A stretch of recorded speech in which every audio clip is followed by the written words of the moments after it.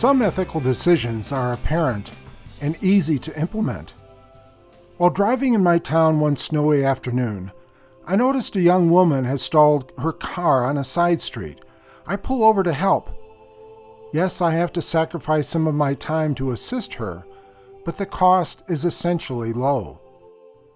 Other ethical decisions can involve greater personal risk. If I am a teenager and see a younger classmate being bullied, do I intervene? At public meetings, I've been told the problem today is that children have not been taught right from wrong. That's not the real problem. Children grow up knowing what is right and what is wrong. The problem is not knowing, but doing what we know is right. What stops us? Fear. As a core human emotion, along with anger and sadness, fear has an important purpose in our lives. Our fear can warn us and keep us safe. So we don't want to teach children to be fearless. Being fearless is dangerous. Fear can be a great advisor, but a horrible master.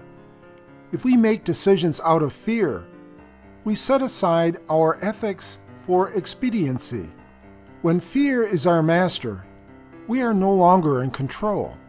We lose self-respect because we fail to be faithful to our core principles. When faced with an ethical decision that involves risk, the point is not to be unafraid, but to make wise decisions based on our core principles of caring and integrity. Henry Ward Beecher said that fear is kind of a bell. It is the soul's signal for rallying, and following that signal may mean taking a risk, going our own way. Courage is facing fear to persevere, to do the right thing, the smart thing, to act consistently with our core principles, to actually be an ethical person. Life is filled with moral choices. Making a choice does not mean blaming someone else for its consequences.